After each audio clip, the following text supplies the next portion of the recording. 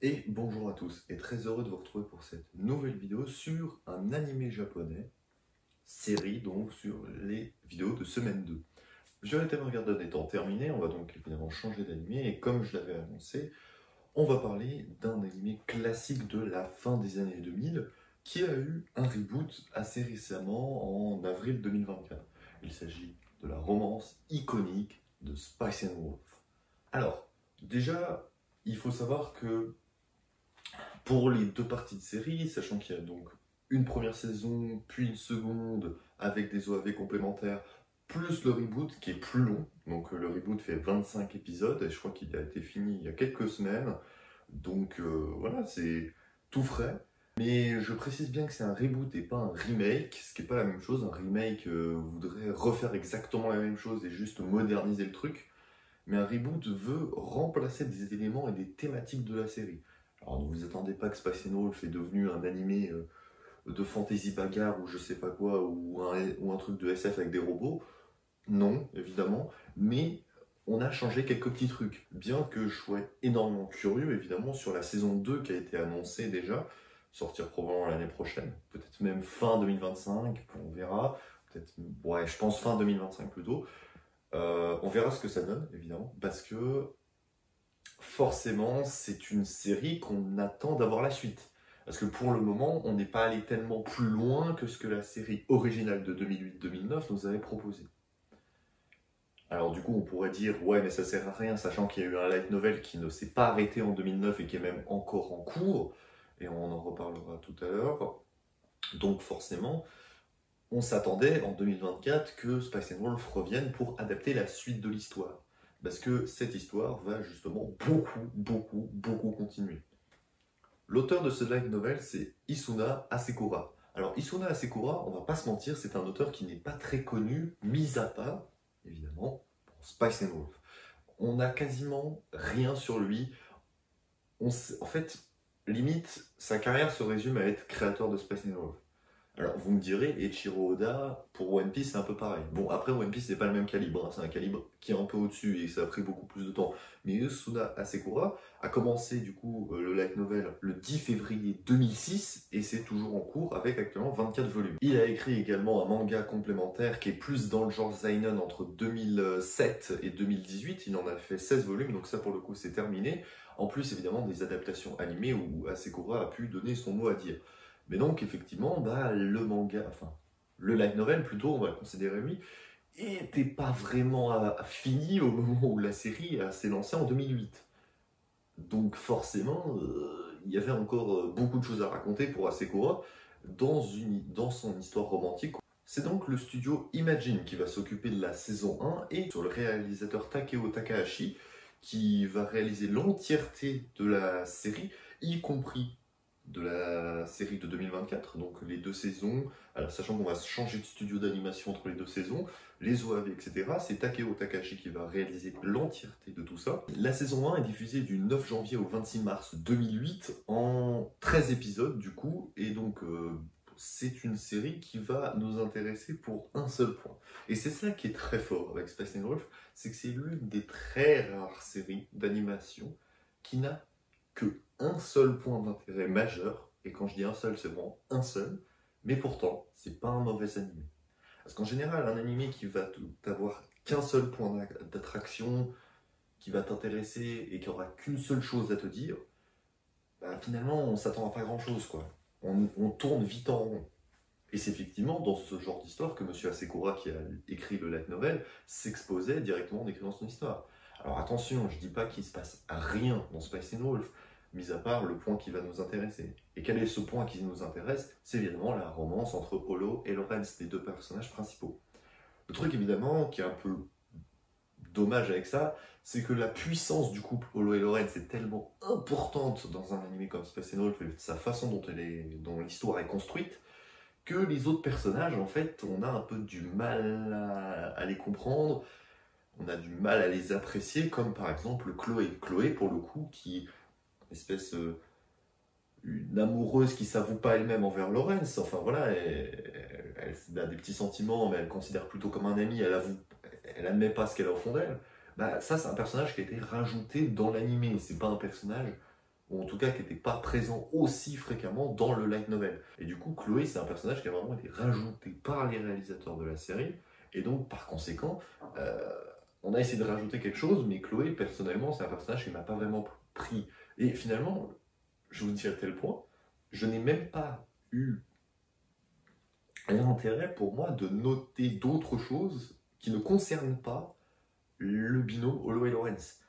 Et le truc qui est fort, c'est que du coup, on arrive à faire construire ce couple, bien sûr, mais on arrive surtout à faire construire l'individualité de chacun de ces membres de ce couple, Lawrence et Hollow. On reviendra sur quelques éléments un peu plus tard, mais du coup, c'est important de signaler que dans Spice and Wolf, il y a vraiment presque, j'ai envie de dire, mais j'ai presque envie de dire, aucun autre intérêt que ça. Et ça peut paraître surprenant que je parle d'un animé avec vraiment une grosse envie, une grosse passion. J'ai acheté la figurine d'Holo et les 2 saisons originales de Spice and Wolf. C'est un animé que j'apprécie énormément. Et c'est vrai que c'est rare, parce que si on compare avec Steins Gate, Evangelion ou même Violet Evergarden, c'est des animés qui ont des dizaines et des dizaines de choses à raconter. Comme je l'ai dit avec Evangelion, peut-être trop. Steins Gate, ça s'entremêle bien. Et Evergarden, c'est juste, ça te prend à la gorge quoi, en termes d'émotion. Et c'est difficile de rester de marbre face à un animé comme ça.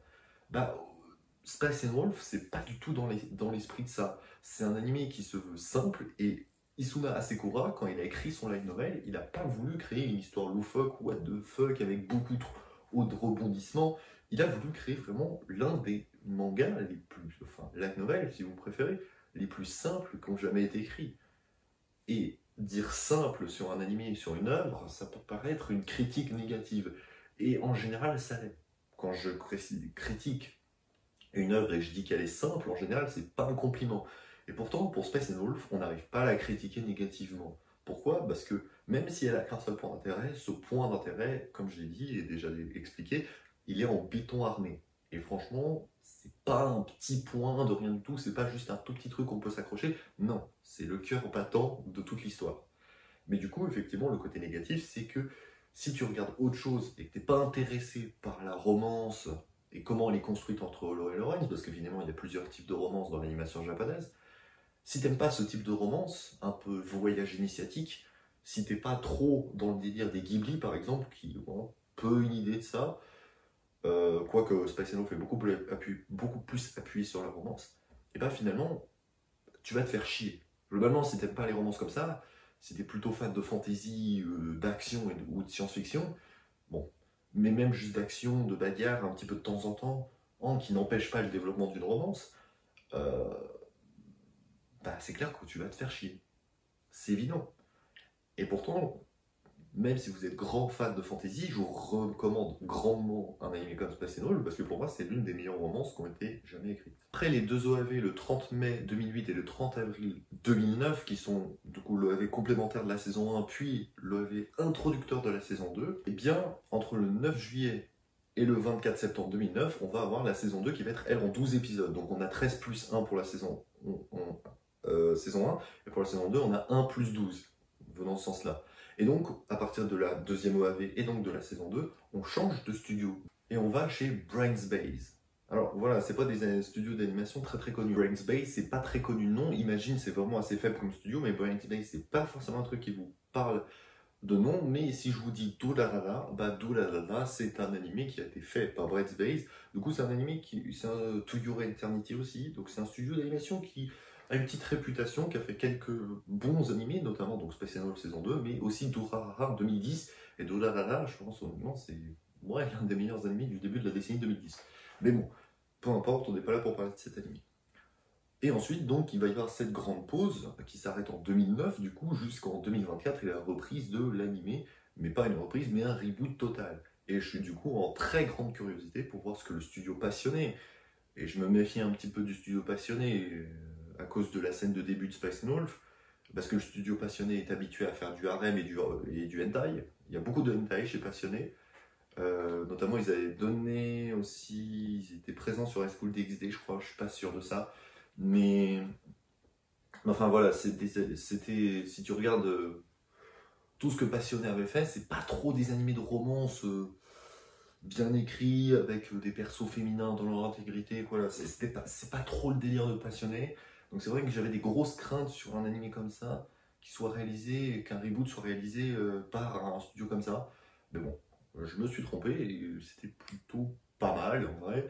Donc, pourquoi c'était un problème à mon sens que Passionné reprenne avant que je regarde effectivement le reboot qui s'est très bien passé? Parce que la séquence du début.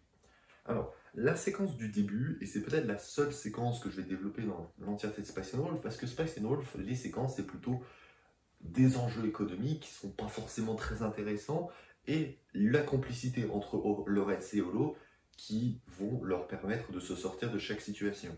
Et au fur et à mesure de situations où Holo peut se faire capturer, notamment à l'épisode 3, je crois, elle peut se faire capturer parce que c'est une déesse louve, machin truc, et bah du coup, c'est cette relation qui se consolide en fonction des difficultés, des différents moments plus calmes, juste au moment où Lorenz lui achète des pommes aussi, au moment où ils dorment dans la même chambre à l'auberge, des petits rapprochements, etc. C'est un ennemi qui prend vraiment beaucoup de temps. Hein, on n'est pas sur une relation amoureuse qui se dévoile dès les 40 premières secondes, c'est quelque chose qui prend énormément de temps, parce que comme j'ai dit, c'est le seul point d'intérêt de l'anime, donc si tu le rushes, ce serait un peu dommage, quoi. Ça n'aurait pas beaucoup de sens. Et du coup, voilà, donc pour remettre les choses en contexte, Holo est une déesse louve qui peut se matérialiser sous la forme d'un loup géant, mais également sous le format d'une jeune fille de 18 ans, 19 ans, grosso modo, dans le corps d'une jeune femme de 18-19 ans, alors qu'effectivement elle a plusieurs siècles, c'est une déesse machin, déesse des moissons, que plus personne vénère vraiment dans le village de Pasroé, où l'ami Lorenz voyage à ce moment-là. Lorenz, qui est un marchand ambulant, humain, de ce qu'il y a de plus lambda, qui gagne sa vie en achetant et revendant différentes fourrures, récoltes, etc., à travers le royaume. Donc jusqu'ici, tout va bien. Et effectivement, le point d'intérêt le plus important qui je ressors souvent sur la démonstration du corps féminin dans l'animation japonaise, qui est un développement qui me tient beaucoup à cœur, comme vous le savez, vis-à-vis, et qui était la même chose, pourquoi j'avais une crainte que Passionné reprenne le projet, parce que justement il y a moyen de tourner cette séquence de rencontre de manière très bizarre et pas normale. Effectivement, c'est toute cette séquence de nudité de la rencontre entre Holo et Lorenz. Pour refaire le contexte, la séquence de rencontre entre Holo et Lorenz. Lorenz s'assoupit près de sa charrette pour la nuit. Il voit du mouvement dans sa charrette. Sa charrette est remplie par des fourrures. Et sous ces fourrures dort une jeune femme. Une jeune femme qui est Holo, avec sa queue de loup et ses petites oreilles. Problème, Holo n'a pas de vêtements. Et donc Lorenz, forcément, dans sa réaction, est un peu « What the fuck, qu'est-ce qui se passe? Pourquoi j'ai une jeune fille à poil dans ma charrette? Je comprends pas ce qui se passe. » Réaction de type normal de la part du monsieur qui, évidemment, ne comprend pas ce qui se passe parce que j'ai juré d'avoir mis que des fourrures là-dedans. Et effectivement, Holo commence à lui parler, à ramasser de la viande, à avoir des positions qui sont un petit peu gênantes pour Lorenz. Évidemment, Holo en a rien à péter, c'est une déesse, elle en a rien à foutre. Et toute cette séquence se termine par le moment où Lorenz demande à Holo de prouver son pouvoir divin, ce qu'elle va faire, et ce qui va traumatiser Lorenz, qui on va retrouver comme ça, protégé le visage, à la séquence d'après, après un petit écran noir. Plus tard, Lorenz va retrouver Holo et ils vont commencer leur voyage ensemble. Et donc cette rencontre, qui est vraiment la naissance d'une déesse, la descente de la déesse dans la matérialisation humaine, qui donc se fait à propos en nudité, n'est pas du tout problématique. Et effectivement, ça n'a aucun rapport avec la façon dont le corps de Holo est dessiné. C'est-à-dire le fait que c'est un personnage féminin qui n'a pas été abusé en termes de corps. Donc en termes de ses formes, elle a été dessinée de manière très raisonnable. Effectivement, ça n'a absolument rien à voir. Parce que là, je vous renvoie avec le milieu des lolis. Il n'y a pas de corps du tout, mais c'est pas forcément une bonne chose. Les lolis, c'est une catastrophe et c'est bien là pour montrer le contre-exemple de ça. T'as pas besoin de faire des personnages féminins en poitrine absolument débiles pour créer un personnage féminin mal écrit. Et à contrario, on peut faire le chemin dans l'autre sens. T'as pas besoin d'avoir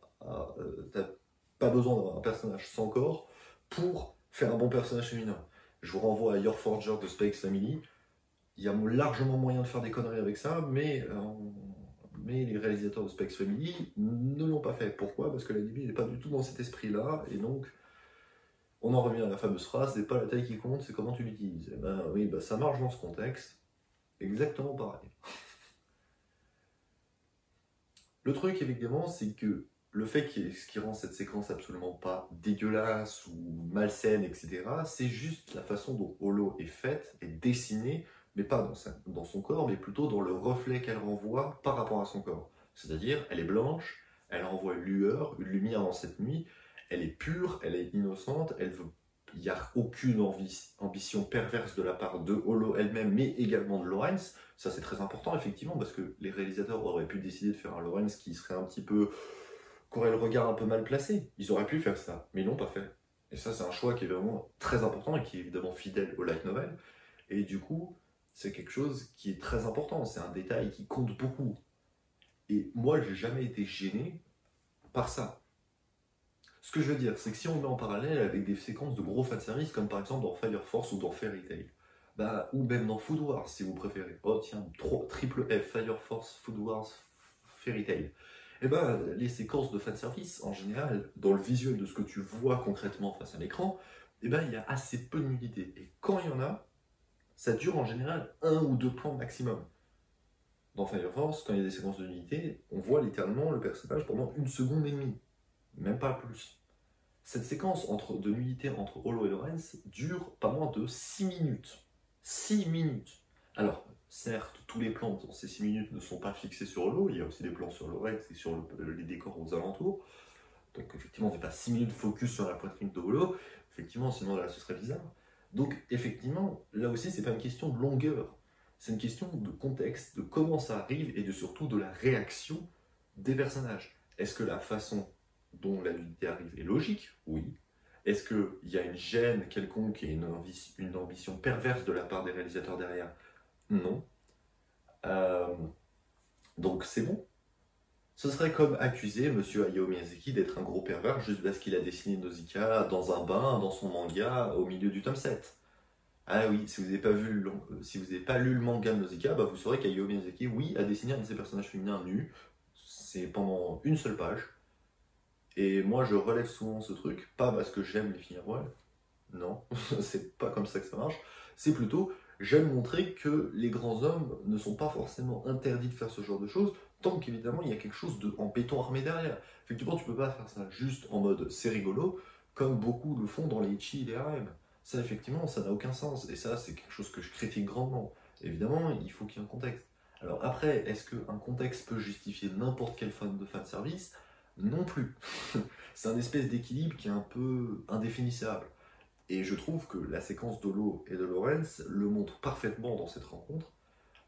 Et c'est pour ça aussi qu'un studio comme Passionné qui est habitué à faire du harem et du ecchi, j'avais très peur qu'il retourne la séquence dans une séquence absolument perverse, où Lawrence passerait pour un gros dégueu à mater Holo, et évidemment la symbolique du passage aurait été très différente.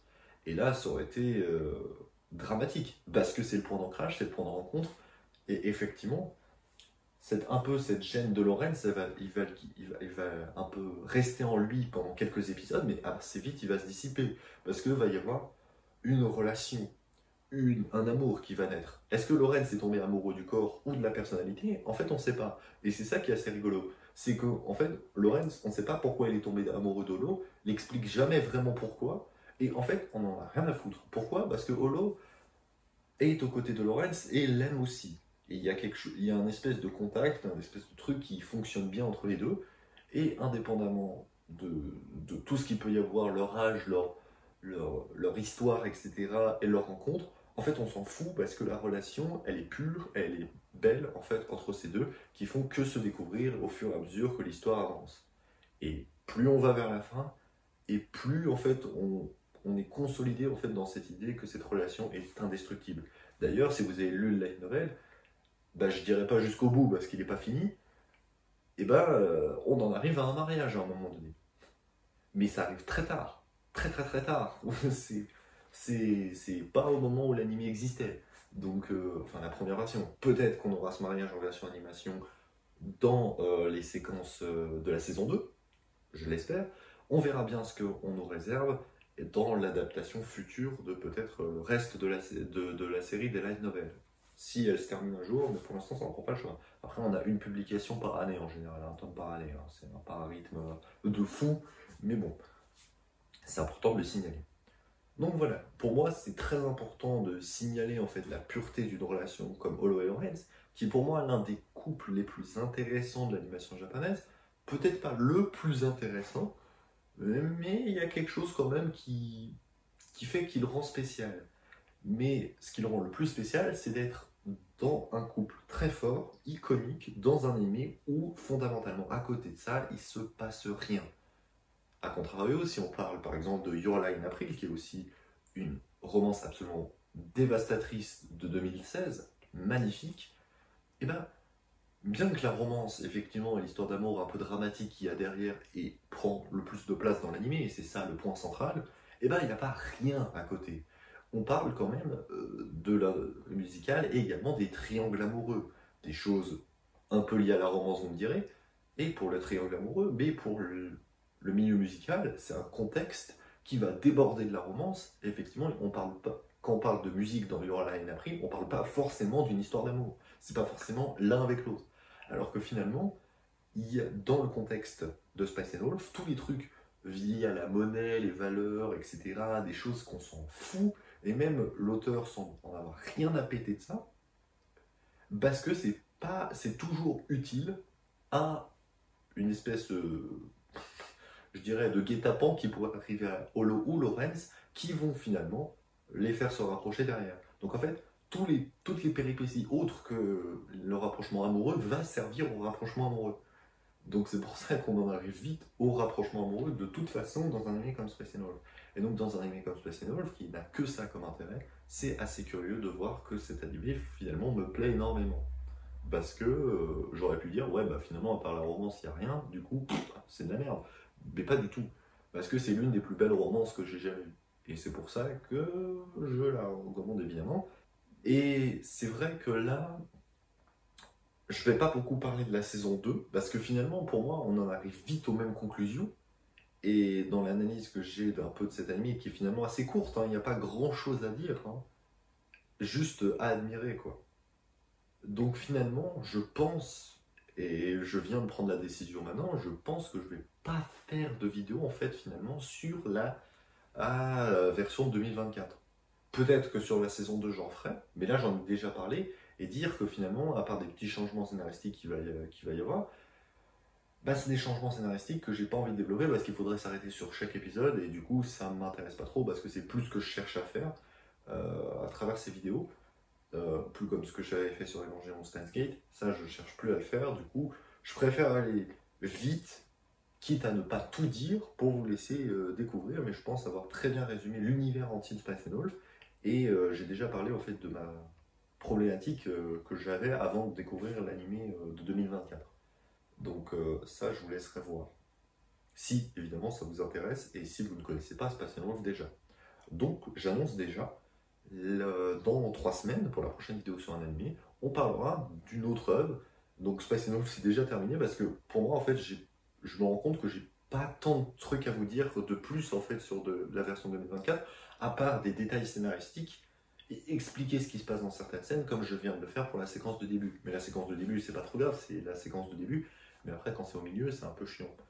Ou du coup voilà, je peux pas faire que pour un seul épisode, alors que finalement un autre épisode, je dis n'importe quoi, mais s'il y a un truc incroyable à l'épisode 12, et ben il y aura peut-être exactement le même truc incroyable qui n'a pas forcément plus ou moins de valeur que celui qui s'est passé à l'épisode 12, à l'épisode 15, ou à l'épisode 11, ou à l'épisode 18 pour la saison 2024 qui est évidemment plus longue.